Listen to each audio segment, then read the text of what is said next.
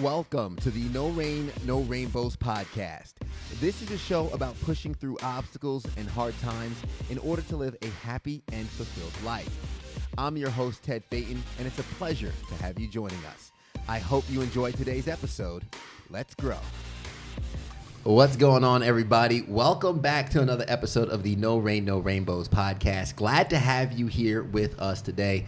I'm excited for today's episode. We actually have the youngest guest we've had on the podcast before. I'm sitting here with Spencer Ramseur, 22, ripe age of 22. You just turned 22 yesterday, man. Happy birthday. Thank you. Thank you. Do you feel older and wiser?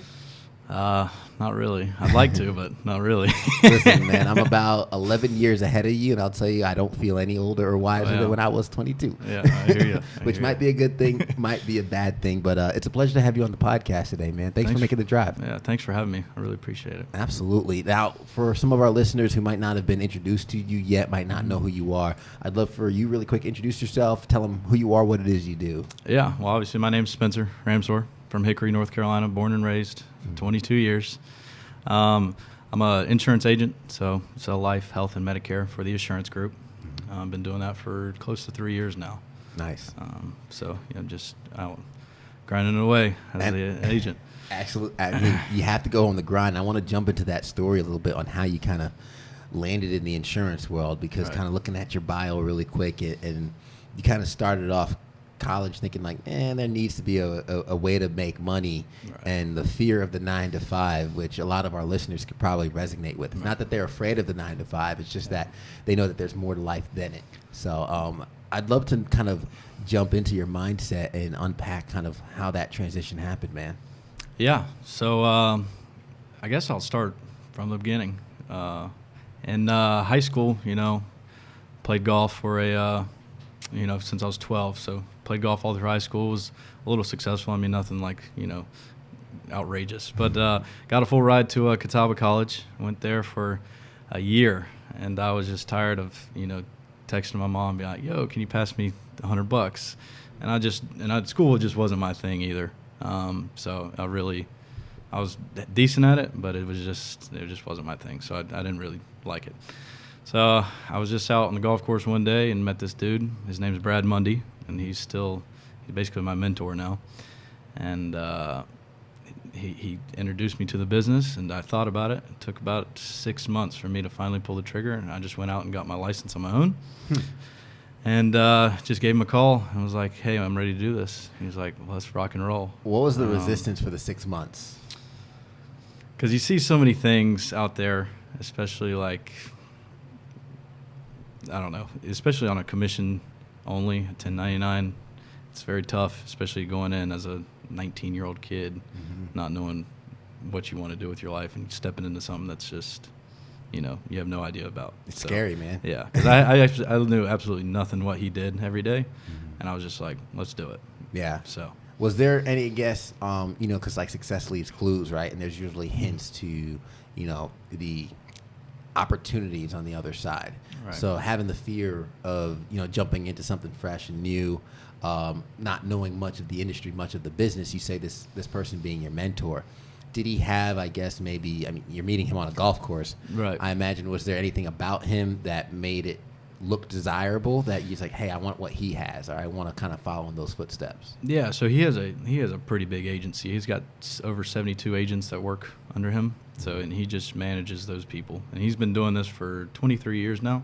So he's grinded away for 10 years to build up his business where he can now just manage it and pull strings, where he's not out there, grinding from 7 o'clock to 7 o'clock every day. Yeah. So he's, he's got, it's not even really about the nice house and cars and stuff like that for me, but he always drove a nice car, had a nice house, and his wife didn't work and 2 kids. I mean, he just lived a life, and he had nobody telling him what to do. Yeah. He was pulling the strings, and he was guiding the arrow. But that's kind of what really got me attracted to it. And he told me, because I was working, so I left college without having a plan, which was really not very smart, but it is what it is.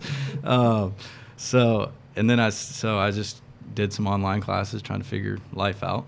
And then while I was doing online classes, I had 2 separate jobs. I worked at the golf course where I met Brad, And then I worked at Dick's Sporting Goods at night. So I was working like 10, 12 hours, you know, about 4 or 5 days a week. And he was like, dude, if you just put the hours into this, it's like you'll blow up. Yeah. So, see, that's so scary, man. I want to unpack that really quick because some of the listeners might have missed it.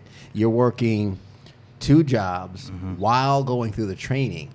Now, a lot of us do that because you left something that a lot of people would, I guess, look at as prescribed. I mean, you're in college. You're doing kind of, I mean, what my mom and dad told me to do, what a lot of parents told them to do. You know, you go to college, get a degree, get a job. Right. And you're in the process of that. You leave that comfortable playbook, right? And you go on your own. However, I think subconsciously we still hold on to something comfortable. So working those 2 jobs at the golf course, Dick's Sporting Goods, that consistent income is kind of like that. That's that comfort, so you can kind of build this on the side. Yeah. However, your mentor comes at you and he's like, man, just cut the cord. Yeah. Yeah. And I think the reason I held on to that, like, I didn't really have any bills. Like, there was no reason for me to be working 2 jobs. But, you know, I could have gone through the course and, you know, went and did all my training without working. But, you know, love my mom to death and all, but she was not into this whole idea. She was not into it. And, you know, still living there with her and hearing that every day. Not that she was negative, but just she wanted to make sure that, you know, I was going to make the right choices. She wanted to guide me in the right way. She didn't want me to leave. Yeah. You know, not that it was a ton of income, but having some money come in every week. So, yeah. But I think that's natural too. I mean, and like, my parents are the same way. Right. They don't want me to leave anything comfortable. Right. When I first was getting into TV, they were like, you want to leave a law firm job to go 780 miles away and, you know, try this thing? And you can understand the fear because the parents just want their kids to be safe and okay and make a good living. But, you know, also when you talk about leaving the nest, you got to spread your wings and fly and kind of go after the things that you kind of feel pulled towards. Right. So you cut the cable. Your mentor tells you to go full time. What's the ride like when you started that? So even before I started full time, so I did the whole 20 hours, went through the whole background check and everything. And then one night I messed up. And you know, got it. I got a DUI, and so that was big crusher for me and my parents. And that kind of set me back. And Brad was like, "It's not a big deal. Like, let's keep moving." But it's just like I was just holding on to that, and like me and my parents didn't talk for like 4 months when that happened. So it was just I don't know. It was a big crushing feel at 19. I mean, it's like, dude, you just screwed up, and I thought it was the end. But Brad just kept telling me, he's like, don't worry about it, and I just wouldn't listen to him. But then finally it clicked one day, and I was just like, you know what, leave that stuff behind. You screwed up, big deal. Let's go on forward. And so I started full time, and so what we used to do, we used to go, and they fill out a lead card that we'd mail to them and mail it back to us. We'd go out and knock on people's doors all day long from 9 o'clock till 8 o'clock at night. So that was really tough for me at first because I've never done anything like that. And how long did you do that for? For about 10, 12 hours a day. Oh, my gosh. Yeah. And so when I started, I was working 2-year-old leads. So they filled this card out 2 years ago. 2 years ago, and I'm showing up at their house talking to them about it. They're like, who are you? Yeah. So the first 2 weeks, I think I made $144. Working that many hours. I was like, dude, this can't be it. And Brad was like, just hang on, dude. Like, keep putting in the work. It'll come. And so I just kept putting in the work. And so I didn't really start making money till like month 3, but then it just, you know, skyrocketed. And really? So that first year I made 6 figures, and just by knocking on people's doors. Now we do things a lot different now, but that's how it was then. So let's jump into that, man, because I want to know what those 3 months taught you. Because 10 hours of rejection, I'm imagining. I mean, you said the first week it was $100 and something the first few weeks. It was one sale. One sale. And I used to be able to hit anywhere from 30 to 35 doors a day. Oh, man. So I'm getting told, so out of 2 weeks of hitting 35 doors a day, 6 days a week, I got one yes. Oh my God. So I used to canvas when I was in college just to try and make some money here and there, and knocking on doors for, getting some information for politicians and stuff. Did you have, I guess, a method? Because, I mean, when I was walking through these neighborhoods knocking on doors, there's somewhere like, I'm not walking on that. I'm not knocking on that door. I'm not walking up here. Yeah. Or like, ooh, I look at the car in the driveway. Yeah. They're going to be a sale or something. Yeah. Like, was there a method to it? Or did you just, like, go down the list and whatever was there you went? Yeah, so in the beginning, in those first 3 months, I was very judgmental on who I'm going to go knock on the door.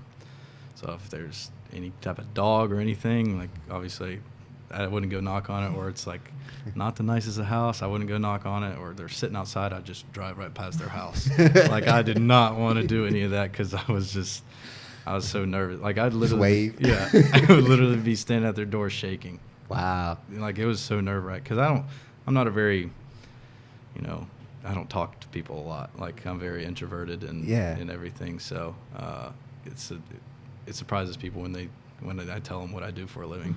So, awesome. But yeah, it was very nerve-wracking, and I was very judgmental. But after those 3 months, you can't judge anything. So I would really just go after it, and because you never know who's going to say yes. Mm-hmm. So even if they did tell me no, I'd just hop in the car and go on to the next one.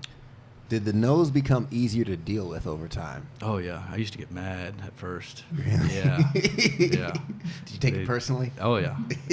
You filled out this card 2 years ago, and now you're telling me no? Like, come on. And in my head, I was just like, that is dumb. Like come on. Why fill out the card? Yeah. I mean, but now that I look back on it, it's just I wasted so much time bringing my energy down on those no's than rather, keeping my energy up and just waiting. For that yes.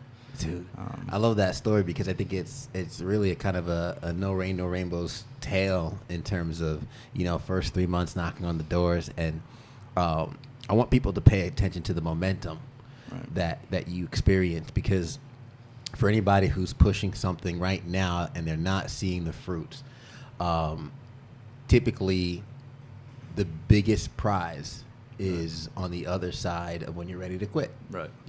Just when you're ready to give up.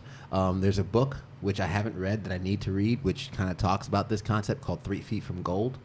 And it's pretty much just when you are ready to quit is when your treasure is right on the other side, just 3 feet away. So I commend you for pushing through, because just when you're at that point, the momentum almost takes off. And I'm not saying it becomes easy, but it just becomes a different animal, and the fruits start to come out. Oh, yeah. So after the 3 months and you're starting to make money, I'm interested to know how the transition was for you personally. Mm-hmm. And I'm also interested to know how the transition was for you and your family. Because like you mentioned, your mom wasn't a big fan of you quitting the job at first and stuff like that. And then with the DUI, which... Yeah. Kudos to your mentor for keep kind of like reiterating, like, it's not that big of a deal, man. Keep pushing, keep pushing, keep pushing. Because when we have those instances, especially when we're young, we think it's the end of the world, and we put so much weight on these things, not knowing that, time will erode those mistakes as long as we keep pushing forward. So I'd love to hear what that transition was for you, and how it was for like your family as they're starting to see this transition too. Yeah. So professional side of things, I let my personal life go every day and just focused on, my job, making money, building, a business. And my personal life was not good. So me and my parents were not on good terms. Yeah. It was rough for like years, probably up until like last summer. It was rough. So I was just, so I would just be like, just continuing to, be rebellious and really not listen to them. So I'd go out drinking with friends all the time, come home, and my mom was just like, you're throwing your life away. Like, you need to get together. And like, I'm so hard-headed. I was just like, oh, she doesn't know what she's talking about. I can do whatever I want. Yeah. I'm making my own money and stuff, but I was like, but I'm still living in your house. So I need to get my stuff together. So, moved out, and I still was just doing, dumb stuff all the time. And finally one day it just clicked. And so I started mending my relationship with my mother. We're on good terms and everything, and it's good now, but And that's really when my business started, like my production started taking off. Really? Once I got, because even though I didn't think about it, it was still weighing me down when I'm out working with people. And people can tell, like, no matter if you put a smile on your face, they can tell when something's like still draining you. And these people had no idea who I was.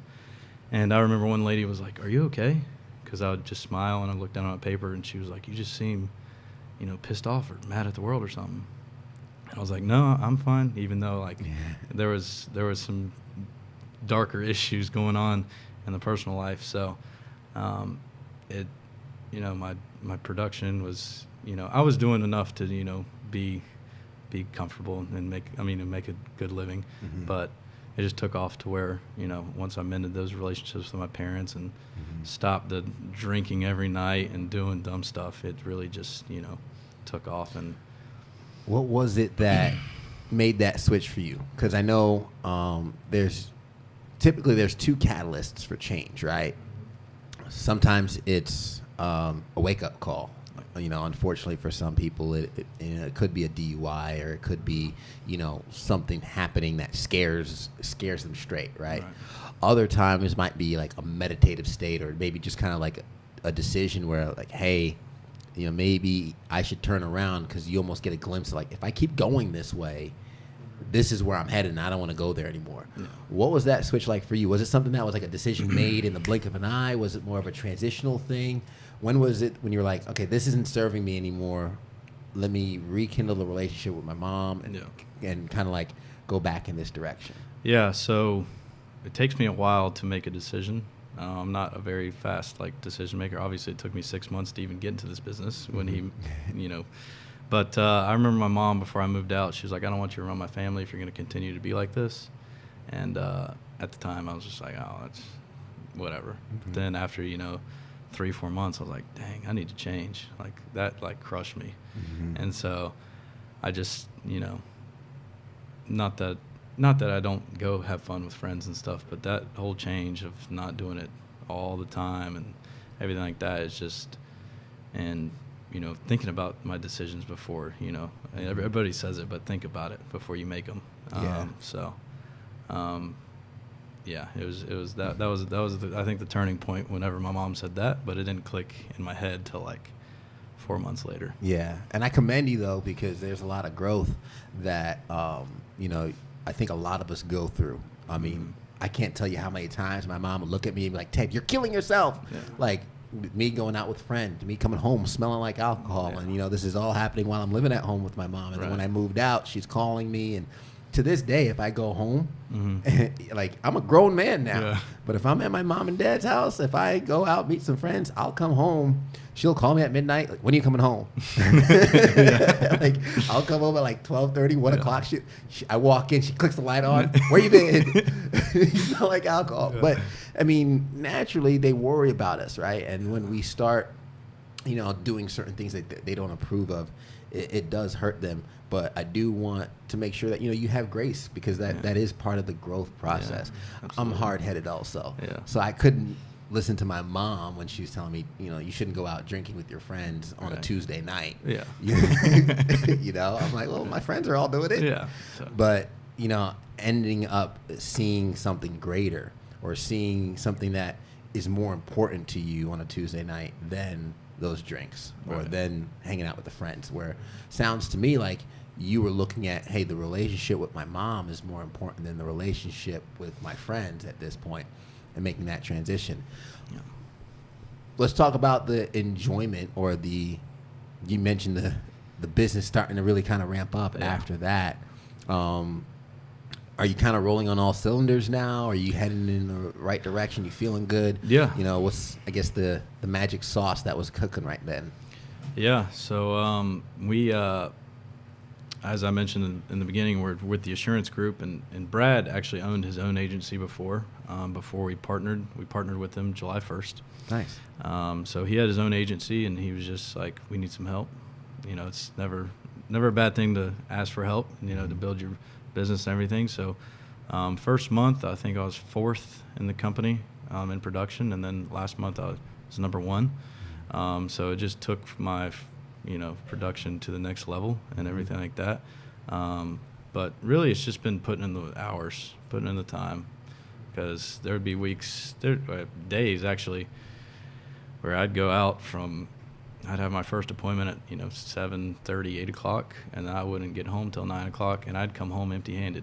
Wow. Yeah. So my biggest week with the assurance group so far was just under 12,000, but there was 2 days where I went home with nothing. I went home with zero. Yeah. So I was just putting in the hours and not giving up.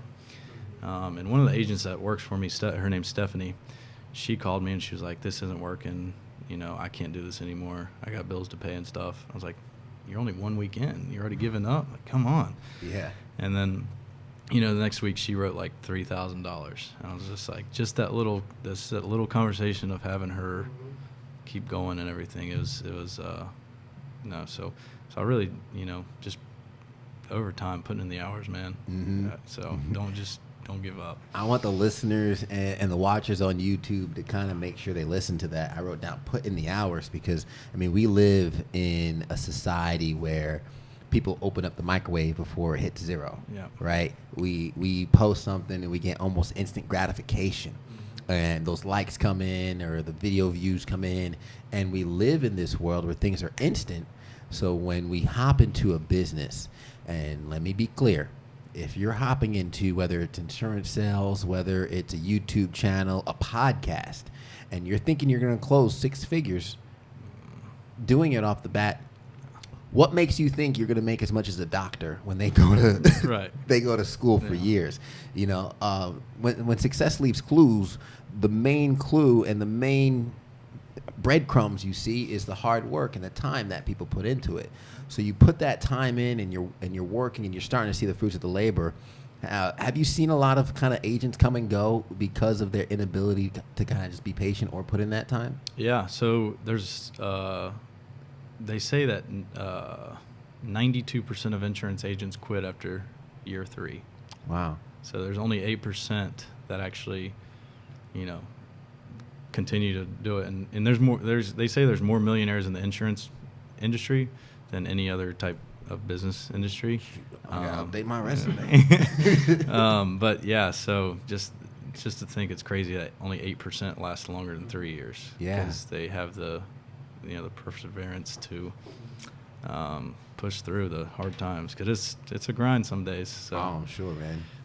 So I want to talk while I think we have maybe another 5-10 minutes in the podcast here. While you're going through the growth and you're getting the partnership and stuff, you're going through, a period where your rainbows are starting to shine. Before the podcast, you mentioned you made a few mistakes, and I'm sure we probably covered a couple of those. Yeah.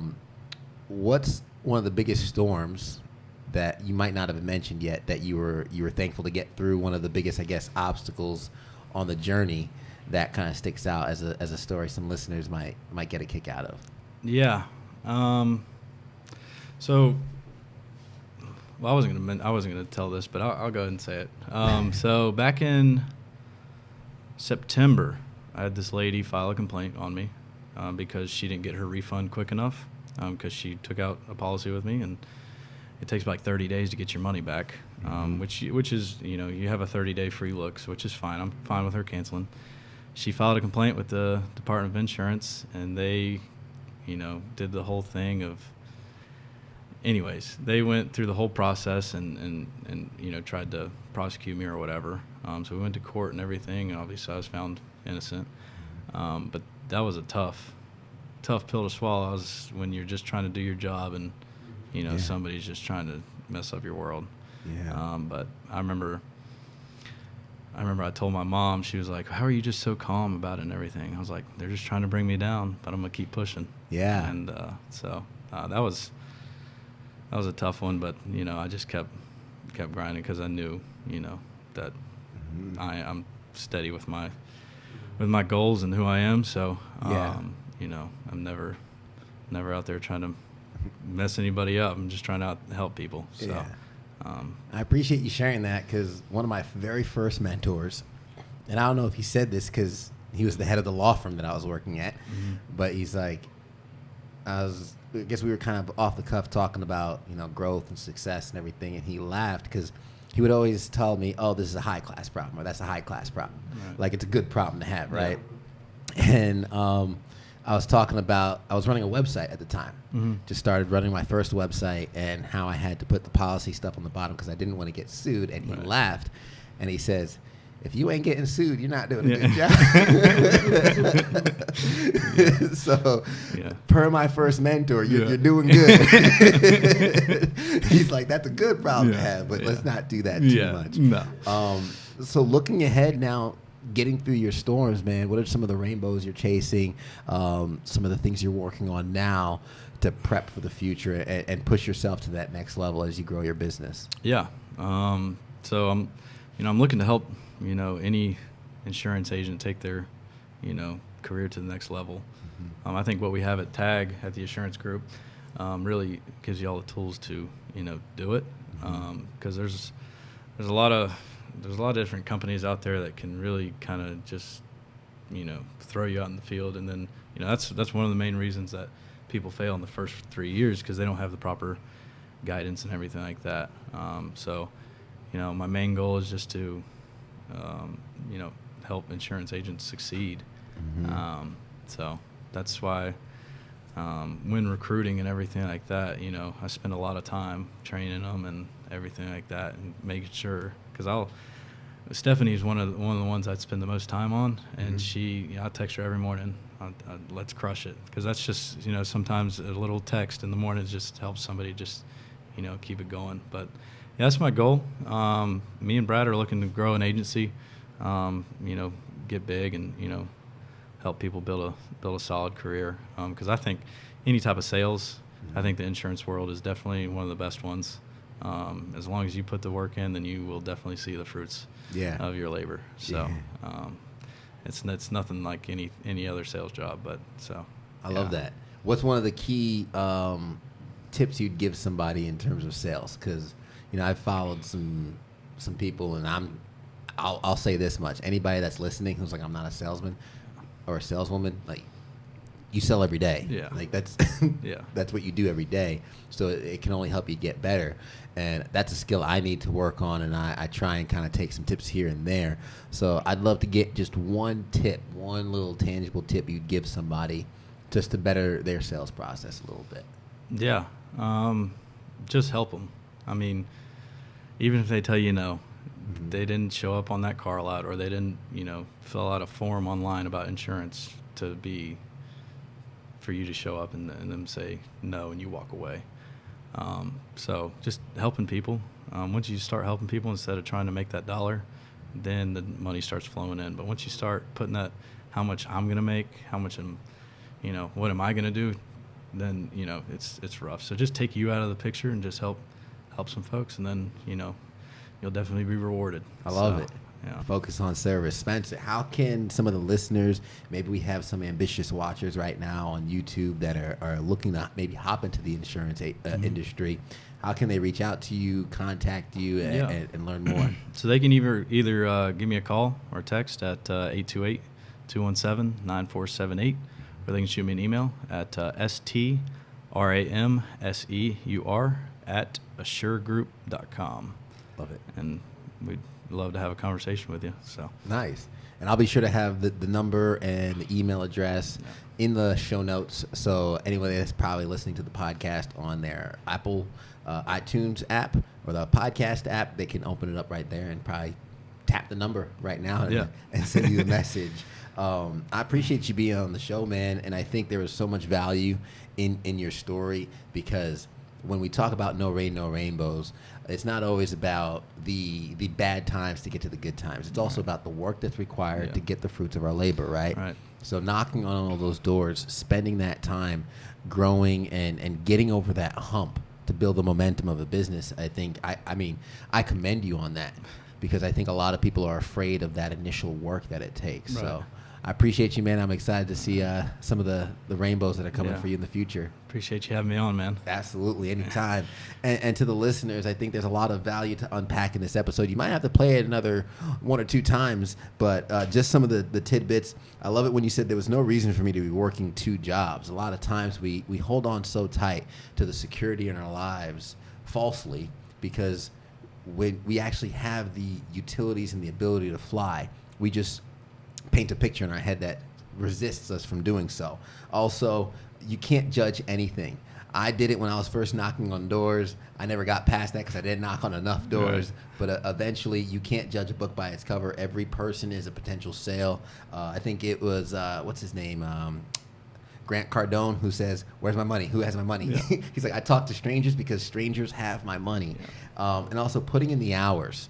You got to put in the hours, whether it's a craft, whether you're a piano player, violin player, a singer, a rapper, a poet, or even if you're a janitor, a nurse, whatever the profession might be, insurance agent. You need to put in the hours if you want to get to a level of expertise in it. And of course, seek proper guidance. I know, Spencer, you've offered the ability to help some other folks get to their goals. If you don't have the proper guidance, you're going to spend a lot of time and money learning what you need to learn. So getting a mentor, having somebody there to coach you is definitely going to help you along the way. So guys, as always, I hope you enjoyed the tidbits that was in this episode. I appreciate Spencer taking the time, making the drive to be on the episode. If you enjoy this podcast, do us a favor, share it with a friend, somebody who needs to hear this. Also, go ahead and hit that subscribe button so you can get our episodes every Wednesday, and we'd love to have you as one of our patrons on our Patreon page. If you haven't done so already, you can subscribe and support the podcast for as little as $1 a month. And if you feel so inclined, leave us a rating. Let us know how we're doing. We love to improve and get better each and every single time. We love to have you guys. Hopefully you got some value from this. And as we always say at the end of the episode, everybody wants the sunshine, but they don't want the rain. But you can't have the pleasure without a little pain. Let's go. The No Rain, No Rainbows podcast is recorded at Camaraderie, a collective workspace in Greenville, South Carolina, right off the Swamp Rabbit Trail. If you're looking for a place to grow your business, network with other professionals, and establish your own workspace, Camaraderie is the place to do so.